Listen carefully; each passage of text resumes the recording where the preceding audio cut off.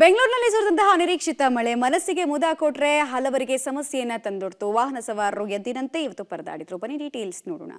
ಬೆಂಗಳೂರಿನಲ್ಲಿ ಗಾಳಿ ಸಹಿತ ಆಲಿಕಲ್ಲು ಮಳೆ. ಓಕಳಿಪುರಂ ಬಳಿ ಕೆರೆಯಂತಾದ ರಸ್ತೆ, ಕೆಟ್ಟು ನಿಂತ ವಾಹನಗಳು, ಸವಾರರ ಪರದಾಟ. ಬಿಸಿಲ ಜುಳಕ್ಕೆ ಬೇಸತ್ತಿದ್ದ ಬೆಂಗಳೂರು ಕೂಲ್.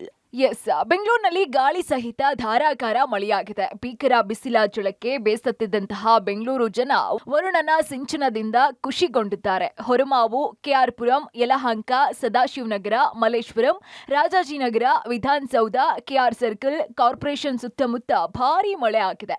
ಸಂಜೆ ಸುರಿದಂತಹ ಮಳೆಗೆ ಜನ ಪರದಾಡಿದ್ದಾರೆ. ಇನ್ನು ಸಂಜೆ ಕೆಲಸ ಮುಗಿಸಿ ಮನೆಗೆ ತೆರಳ್ತಾ ಇದ್ದಂತಹ ಬೆಂಗಳೂರಿಗರು ಮಳೆ ಮಧ್ಯೆ ಸಿಕ್ಕಾಕೊಂಡು ಪರದಾಡಿದ್ದಾರೆ. ಓಕಳಿಪುರಂ ಬಳಿ ಅಂಡರ್ ಪಾಸ್ ನಲ್ಲಿ ನೀರು, ರಸ್ತೆ ಕೆರೆಯಂತೆ ಭಾಸವಾಗ್ತಾ ಇತ್ತು. ಕೆಲ ವಾಹನಗಳಂತೂ ಕೆಟ್ಟು ನಿಂತಿದ್ವು. ಬೈಕ್, ಆಟೋಗಳನ್ನ ವಾಹನ ಸವಾರರು ತಳ್ಕೊಂಡು ಹೋದಂತಹ ದೃಶ್ಯ ಕೂಡ ಕಂಡು ಬಂತು. ಇನ್ನು ಮಳೆ ಬಂದ ಸಂತಸ ಒಂದ್ ಕಡೆ ಆದ್ರೆ ನೀರಲ್ಲಿ ಪೇಚಾಡುವ ಪರಿಸ್ಥಿತಿ ಎದುರಿಸಬೇಕಾಯಿತು. ನಾನಿವತ್ತು ಮೆಜೆಸ್ಟಿಕ್ ಸಮೀಪದಲ್ಲಿರ್ತಕ್ಕಂತಹ ಓಕಳಿಪುರಂ ಅಂಡರ್ ಪಾಸ್ ಬಳಿ ಇದ್ದೇನೆ. ನೋಡಬಹುದಾಗಿದೆ ಯಾವ ರೀತಿ ಇಲ್ಲಿ ಓಕಳಿಪುರಂ ಅಂಡರ್ ಪಾಸ್ ಇದೆ ಎನ್ನುವಂತಹ ದೃಶ್ಯಗಳನ್ನ ಕೂಡ ನೋಡಬಹುದಾಗಿದೆ. ಸುಮಾರು 2 ಅಡಿಗಳಷ್ಟು ಎತ್ತರದಲ್ಲಿಯೂ ಕೂಡ ನೀರು ನಿಂತಿದೆ. ಇದೇ ಒಂದು ಮಾರ್ಚ್ 13ರಂದು ಈ ಒಂದು ಅಷ್ಟಪಥ ಕಾರಿಡಾರ್ ಅನ್ನ ಉದ್ಘಾಟನೆಯನ್ನ ಮಾಡಿದ್ರು. ಆದ್ರೆ ಈ ಮಟ್ಟಿಗೂ ಕೂಡ ನೀರು ನಿಂತಿರುವುದು ನಿಜಕ್ಕೂ ಕೂಡ ದುರದೃಷ್ಟಕರ ಎನ್ನುವಂತಹ ಮಾತುಗಳನ್ನ ಕೂಡ ವಾಹನ ಸವಾರರು ಕೂಡ ಹೇಳ್ತಾ ಇದ್ದಾರೆ. ಇಲ್ಲಿರ್ತಕ್ಕಂಥ ಸ್ಥಳೀಯರೇ ಇದ್ದಾರೆ, ಅವ್ರನ್ನೇ ಮಾತನಾಡ್ತಾ ಹೋಗ್ತೇನೆ. ಸರ್, ಇವಾಗ ನಿಮ್ಮ ಬೈಕ್ ಕೆಡ್ತು, ನೀರು ಹೊರಟೋಗ್ಬಿಟ್ಟಿದೆ. ಅವಳೆ 40 ಮಿನಿಟ್ ಏನು ಆಗಲಿ ಬರಲಿಲ್ಲ exactly.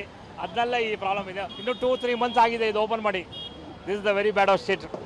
BBMP is terribly bad. ಇನ್ನು ಮೊಣಕಾಲುದ್ದ ನೀರಿನಲ್ಲಿ ತೆರಳುವಂತಹ ಜನ ಪರದಾಡಿದ್ರು. ಮಹಿಳೆಯೊಬ್ರು ನೀರಿನಲ್ಲಿ ನಿಯಂತ್ರಣ ತಪ್ಪಿ ಬಿದ್ದಂತಹ ಪ್ರಸಂಗ ಕೂಡ ನಡೀತು. ಇನ್ನು ಅಲ್ಲಿಯೇ ಪಕ್ಕದಲ್ಲಿ ಇದ್ದವರು ಮಹಿಳೆಯ ಸಹಾಯಕ್ಕೆ ಧಾವಿಸಿದ್ರು.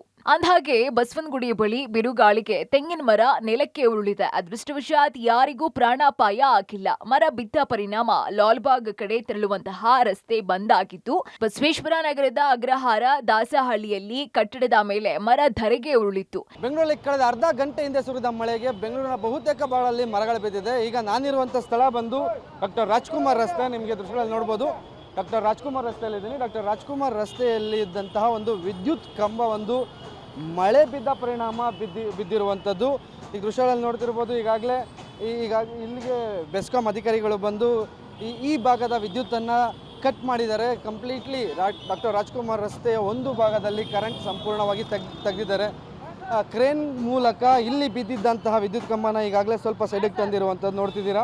ಇದು ಸ್ಟ್ರೀಟ್ ಲೈಟ್ಗೆ ಬಳಸುವಂಥ ವಿದ್ಯುತ್ ಕಂಬ. ಅಂದರೆ BBMP ಮತ್ತು ಬೆಸ್ಕಾಂ ಜಂಟಿಯಾಗಿ ಮೇಂಟೈನ್ ಮಾಡುವಂತಹ ಫೋಲ್ ಇದು. ಈ ಫೋಲ್ ಈಗಾಗಲೇ ಬಿದ್ದಿದೆ. ಈ ಕಾರಣಕ್ಕೆ ಬೆಸ್ಕಾಂ ಅಧಿಕಾರಿಗಳು ಈ ಭಾಗದಲ್ಲಿ ಯಾವುದೇ ರೀತಿ ಸಮಸ್ಯೆ ಆಗಬಾರ್ದು ಅಂತ ಈಗ ವಿದ್ಯುತ್ನ ತೆರವು ಮಾಡಿರುವಂಥದ್ದು. ಈ ರಸ್ತೆಯಲ್ಲಿ 1-2-3 ಕಡೆ ಮರದ ಕೊಂಬೆಗಳು ಕೂಡ ಬಿದ್ದಿರುವಂಥದ್ದು.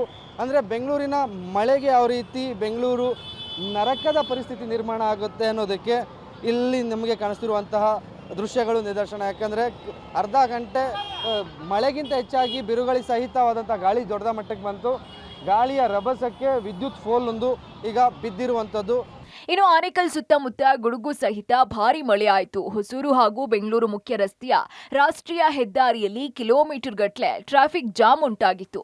ಇನ್ನು ಟ್ರಾಫಿಕ್ನಲ್ಲಿ ಆಂಬ್ಯುಲೆನ್ಸ್ ಸಿಲುಕಿ ಪರದಾಡುವಂತಾಯಿತು. ಅಂದ್ಹಾಗೆ ಸಂಜೆ ಸುರಿದ ಮಳೆಗೆ ಬೀದಿ ಬದಿ ವ್ಯಾಪಾರಿಗಳಂತೂ ಅಧ್ವಾನ ಆಗಿದ್ರು. ಅಂಗಡಿಗಳ ಮೇಲ್ಚಾವಣಿ ಹಾರಿ ಹೋಗಿ ಪರದಾಡಿದ್ರು. ಇನ್ನು ಮತ್ತಿಕೆರೆಯಲ್ಲಿ ಮಳೆಯಲ್ಲಿ ಮಕ್ಕಳು ಆಟ ಆಡುವ ಮೂಲಕ ಸಂಭ್ರಮಿಸಿದ್ರು. News desk, public TV.